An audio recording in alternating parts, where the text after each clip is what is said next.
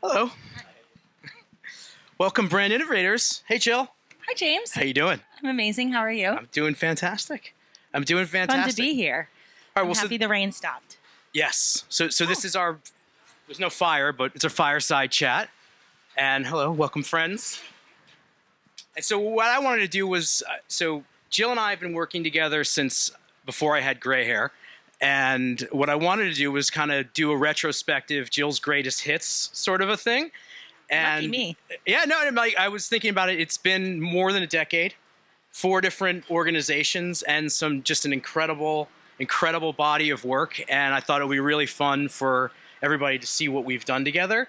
And you know, in a lot of ways, you were working in the creator economy before it had a name, before anybody knew what to do with it. People were still terrified of the whole thing, and you kind of went in, you sort of just jumped in and made it happen. And we've had so much amazing success together that I'm so excited to talk to you about it, and everybody here so they get a little background on what we've been doing.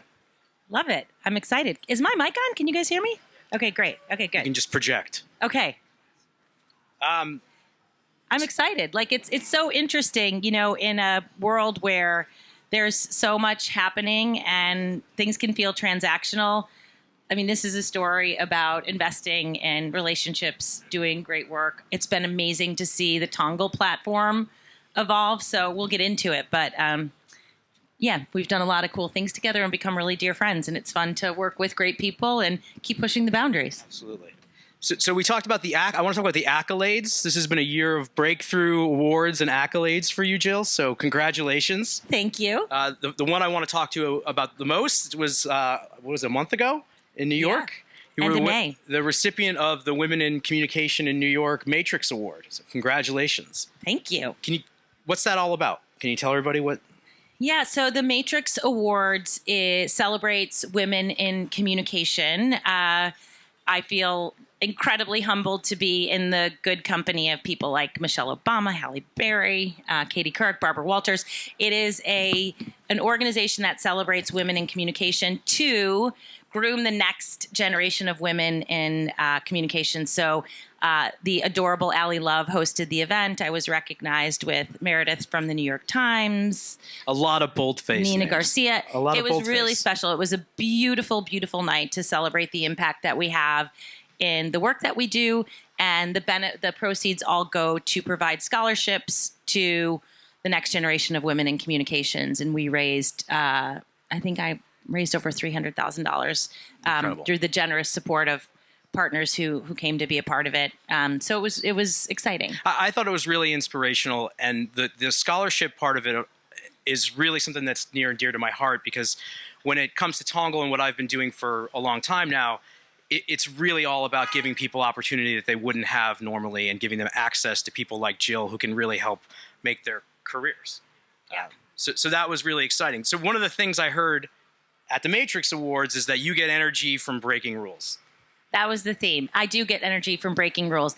I get energy from trying new things and really pushing the boundaries. And so, yeah, sometimes that means breaking the rules and getting people to be comfortable with being uncomfortable, because I'm very curious and I always want to be learning.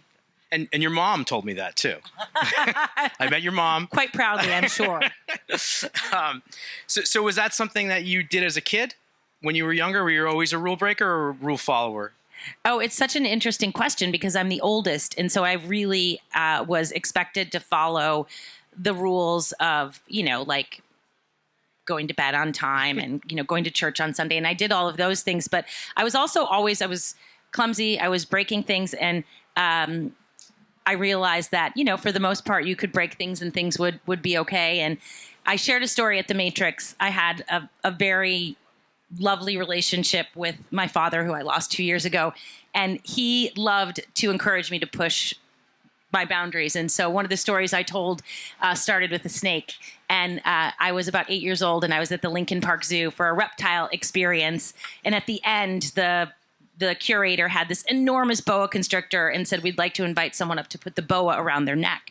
And all the boys retreated and were squealing. And my dad kind of gave me that look. And I was like, oh, okay, I'm going to do it. So I went up there and put this big boa around my neck. And so I think those were the things that excited me because, when you do that, you feel, the sun shines a little brighter, you stand a little taller. And when you get noticed and you're taking risks, you're then in the conversation and you can get things done. And so I think like that helped me realize I could do hard things, and get noticed and build relationships and go from there. Awesome. So let's go jump a little bit further from the snake in history. You were really, I have to say, one of the first real adopters of our community and our platform back at MasterCard. And I just, what is there anything that really attracted you to the whole idea? Because we barely had a company, barely had a website at that time, and you jumped in again. So, well, I've had a long career, and I did a lot of different things at MasterCard. I was in sales for a very long time. I had properly landed in marketing, and I was running brand content, the priceless platforms, and it was, the kind of the dawn of content as, beyond upper funnel. And Jonathan Mildenhall, who's here, those of you who are as old as I may remember when he created Liquid when he was at Coca-Cola and talked about the importance of content through the funnel and engaging customers in their journey. And I was so fascinated by that, and I wanted MasterCard to be on that journey. And yet, like, the traditional agency model was too expensive to achieve that at the time. And I learned about the Tongal platform. I was totally fascinated. And we jumped in and put our first brief in. I then did cause quite a bit of chaos. Well, I was going to ask, like, part of being a rule breaker is you get a lot of pushback. A lot of everyone who wants to do things the way they've always been done will get freaked out by your rule breaking. So was that a hard thing to do? It was a hard thing to do. Yeah, I think people were like, "Wait, you're new to this role, and now you're bringing in people that we haven't worked with that aren't traditional agencies to create content for us." And I said, we have to test. We need so much content to be relevant. We were telling the stories of priceless experiences and moving from the format of television, which was very successful for a long time, but the eyeballs weren't there as much, and we were building out our social platform. And then I learned, as someone who is very ambitious in content, that I needed to have a really good relationship with the media team because I was making content and they were like, where do you plan to place this? I was like, oh, that's a good question. And, we just started to collaborate and test our way into it. But yeah, I mean, there was a moment where I had a stern, like, you can't move so fast without bringing a few people in. So, it's a slow down to speed up, but we did some great stuff. No, that's amazing. I mean, I think I am really attracted to is this idea of giving people a big break. You've given so many creative people opportunities. Like there's a creator who you gave his first green light to at Nat Geo.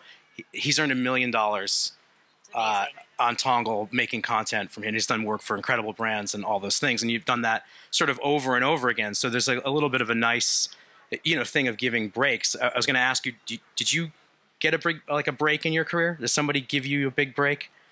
You point to, can you anybody like think about that? Like in your career, was there somebody who gave you like your first real opportunity, believed in you, and like that set you on your path? I had a lot of breaks at MasterCard. I was, so I graduated in a recession, one of the many recessions ago, and I wanted to be a marketer so badly. And I had an offer from a CPG company, and I was like, this is happening. And then it was the financial crisis, and they rescinded all of the offers. And I started to work at a bank, and I made the best of it. And fortuitously, while I was in this management training program at a bank, the CMO went on maternity leave, and we were launching a MasterCard program. And so I raised my hand and said, can I do this thing while she's out? And that helped me learn about MasterCard and work closely with them. And I was, 24 years old. And I thought, okay, I'll work at this bank, and then I'll work at a bigger bank. And then there used to be regional ATM networks. And then I'll work at a regional ATM network, and maybe one day I can work at MasterCard. And while we were working on this project, much to the dismay of the bank I was working at, they asked me if I would come and do marketing implementation. Debit cards were nascent. I had done a really fun launch of our debit card program, and they said, we want you to come and help do this for the banks that we're working with. So I feel like they gave me a break, and they believed in me. Like, I wanted to move overseas. I was one of a handful of women, working moms who got to move overseas and have the expat experience and all of the highs and lows that go with that. And they took a bet on me. So yeah, I've had a lot of people who have given me breaks, and you're paying it forward. And I'm paying it forward. Yeah. Well, so I made a reel. Oh, I love a reel. And thankfully it's overcast today, so hopefully you guys will be able to see it. And it's your greatest hits tape. So I'm really excited for you to see this reel. Welcome to Jill TV.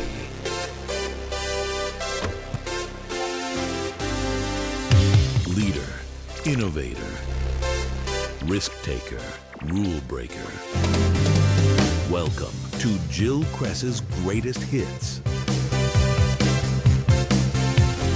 Here are Jill Cress's top 5 Tongal creator collaborations. Coming in at number 5. We have the National Geographic Explorer series from 2018. Awakening a memory in me that the human mind and heart has the power to manifest realities. We got this project for Nat Geo that we had to travel the world, shoot these amazing people, and actually create films that mattered. And I think that changed our hearts and our minds and opened the world of possibilities for us, for which we at Chase the Cloud will forever be grateful. At number 4, we have PayPal's Little Occasions Big Celebrations campaign from 2021.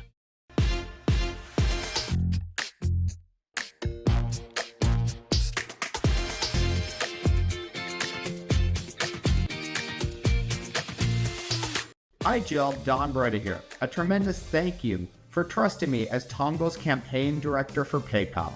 I really appreciate the opportunity to create such great content with you. Coming in hot at number 3, the H&R Block 105 Days of Tax Season from 2023. I want to blow up your feet with some tax info. It's tax season. I've been so grateful to be working on these projects with both Tongal and H&R Block. You know, my favorite project to date was the filmmaker's testimonial video project for H&R Block. And the reason why is because as a creative, I deal with pretty pictures every single day. So the fact that I was able to both work on a project and do my taxes at the same time was a huge help, and I couldn't be more thankful for that. Charting at number 2, MasterCard Priceless Surprises Ideation Project. Quickly putting hundreds of concepts for Justin Timberlake in your hands. You guys mind if I play through? Oh my God. My dream come true, and I just feel like crying right now because I'm so happy. Jill, using Tongal to find the incredible idea for this MasterCard campaign really proved that great ideas can come from anywhere. Thank you for giving my career such a boost. Unfortunately, it turns out that mini golf fans are even more obsessive than NSYNC fans, so I've had to go into hiding for my own safety. Coming in at number 1, we have the PayPal Holiday TV spot from 2020.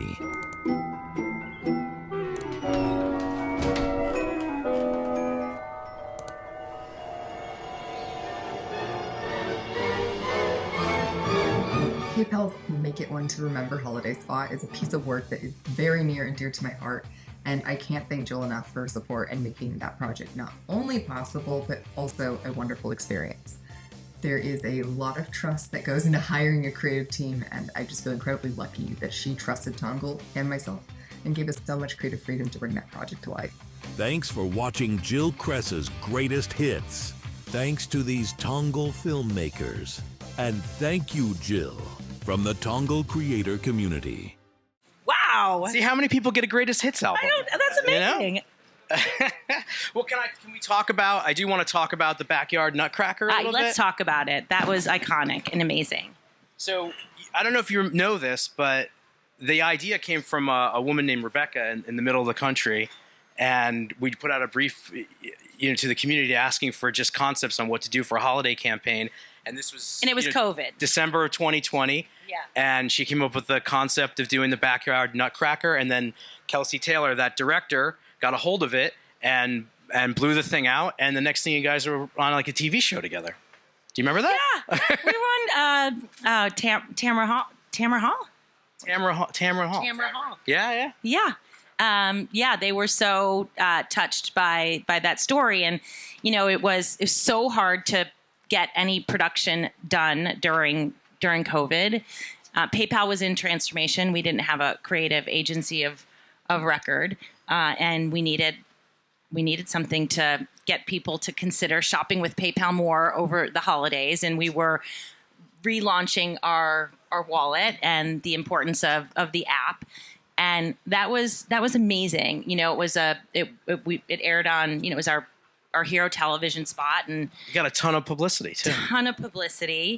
And I just moved houses, and I was packing up all my bits and bobs, and I found, I don't know if you remember this, and I found a laminated letter that I received. It was sitting in the mailroom at PayPal for like 6 months because of COVID, and when the office finally reopened, there was this FedEx envelope sitting on my desk, and it was a laminated letter from a dancer, a black man who had studied at Juilliard dance, and talked about how he was teased and his love of dance had never been celebrated, and that there were some cultural issues with men in the arts in the community that he grew up with.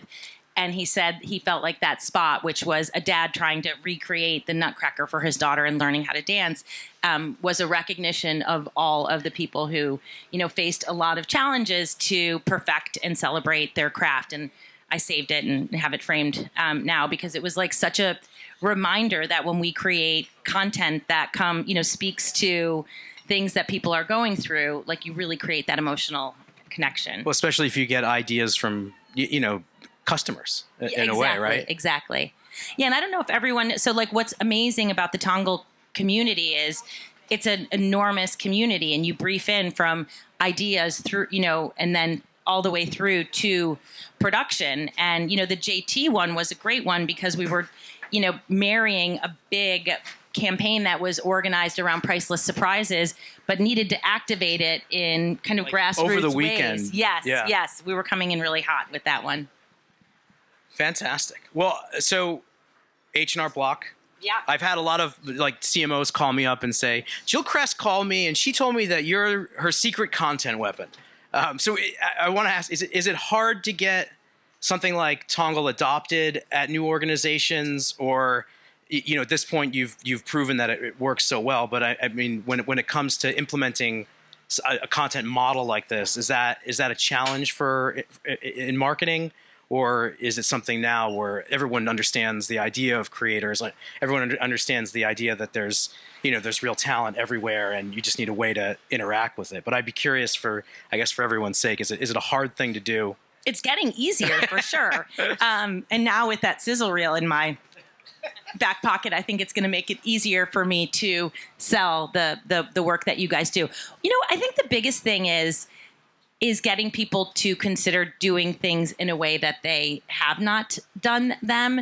But I think the examples of the great work that we've done, and the fact that at H&R Block we have a set of values that are some of them being bold and curious, and kind of connecting how to think about doing this kind of work differently with our values of being bold and being curious. And, the other thing that I would say is, I've got my partner from Ogilvy here in the front row, the evolution of this journey in bringing Tongal to the table with our creative agency of record to do things more effectively, to augment the great brand platforms that we create, is also evolving. And so one of the things that I think is really important is the people that you surround yourself with, and building trust and those relationships so that we can be we can do better together, and we can, create at the velocity that we need to, and continue to test and learn. And so with the team at H&R Block, they're an amazing creative team. They were actually pretty psyched to, I think they had been doing. You usually get one of two reactions, whether it's like, oh my God, we need this so badly, we can't wait. Or it's like, what are you doing? Like, really? I think we were fortunate. They were in that we need this so badly, because taxes is a fascinating category.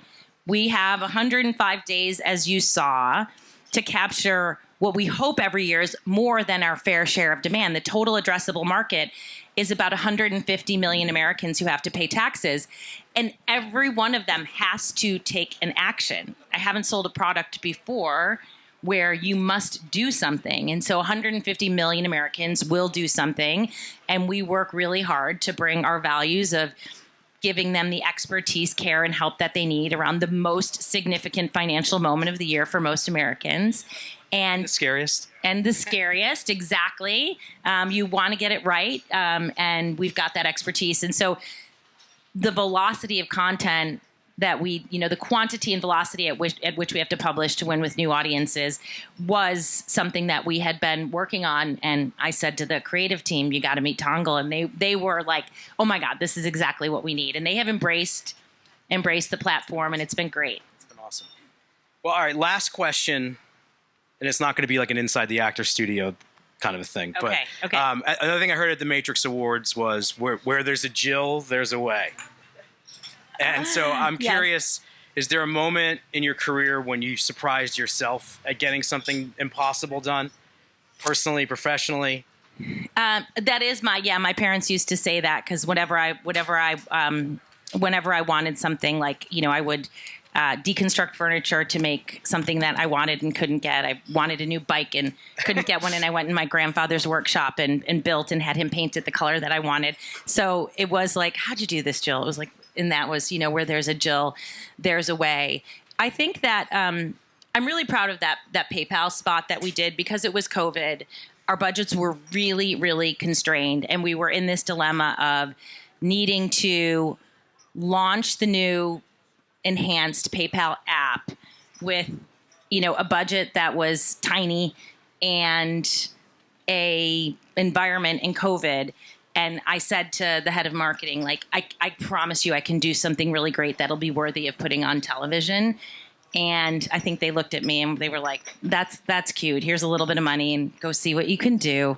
And it was really rewarding. At the time, the CEO played it at like a big town hall, and, it was applauded as one of the better pieces of content, because they hadn't at that time invested in that kind of content. Yeah. So it was great to teach. Like, what's really fun about that is the thing, to go back to the breaking rules. What I love about what we've done with the community is that it helps to teach people what's possible.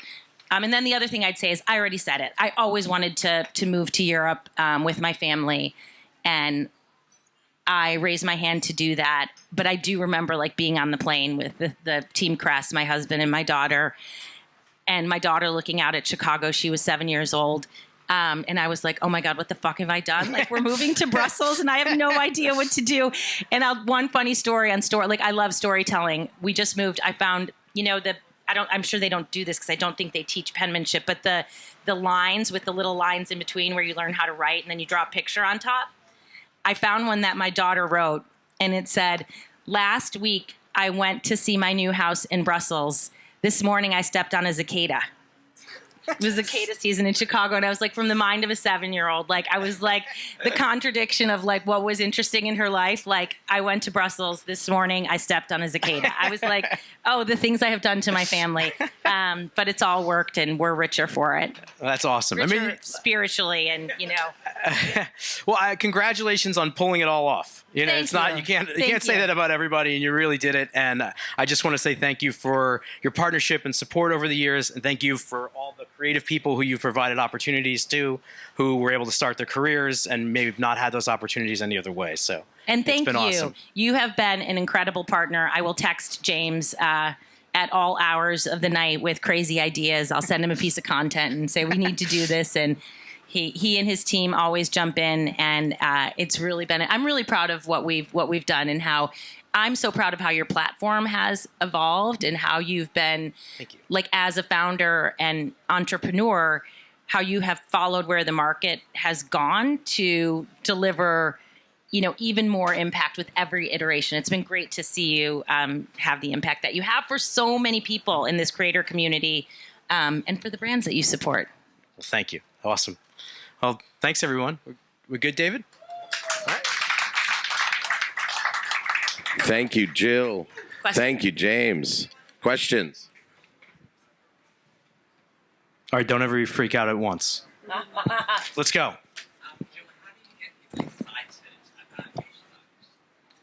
Oh, well, yeah. I mean, I've worked in financial services mostly, other than National Geographic. And it's a great question. And so, like, taxes is one where we ask that question a lot. People are not excited about taxes, even though 75% of Americans get a refund. It's a category that's full of dread, fear.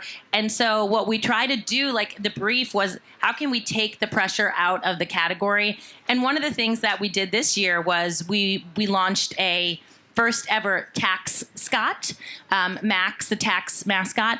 And we insert Max in we say it's better with H&R Block. We have more expertise, more care, more knowledge, more humans. And so, we wanted to create content that told the functional story of those things.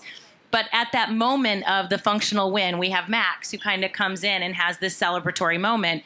And what's great about Max is he has been a vehicle through all of the content that we create that, is a concept that Ogilvy presented. But all of our content partners are now leveraging Max in really fun, innovative ways. And he's taking the pressure out of taxes. And he's taking a little of the starch out of the H&R Block shirt. Yeah, exactly.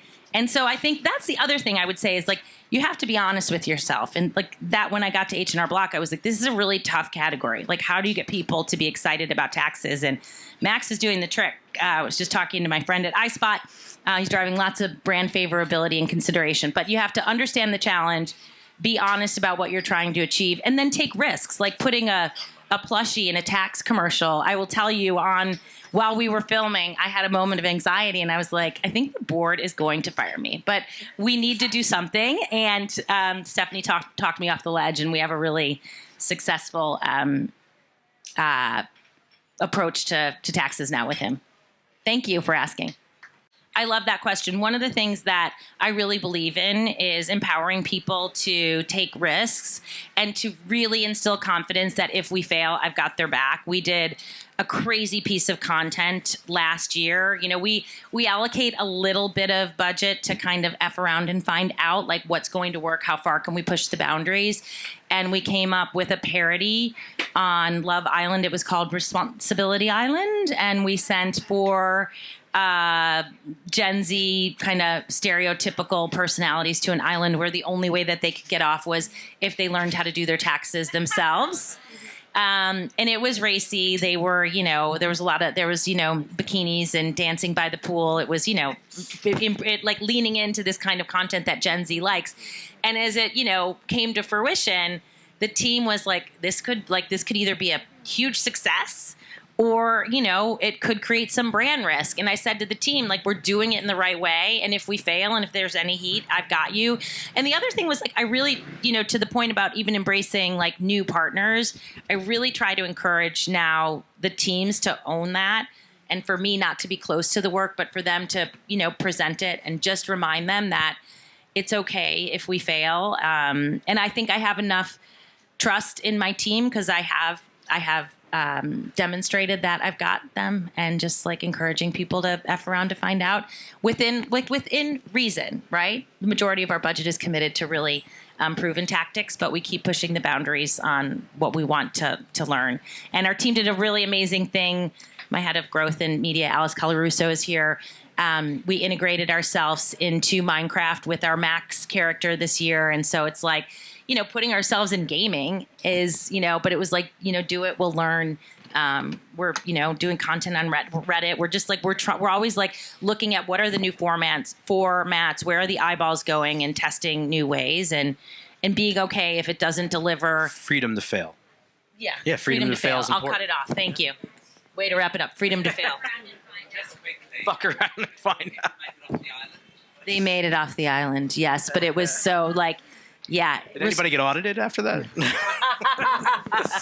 They made it off. It's so easy to do your taxes with H&R Block. They did. Did it do well? Did really well. Yeah. Yeah. We're really pleased with, what it did in the way of achieving huge increase in brand awareness, brand relevancy, and we continue to drive a lot of new client growth with Gen Z, which is rewarding. They're the only new entrants into the category, so we have to win with them. And have to take this heritage brand and make it interesting for them. All right. Thank you, everybody. Thank you, guys. Thank you, Jill. Thank you, James.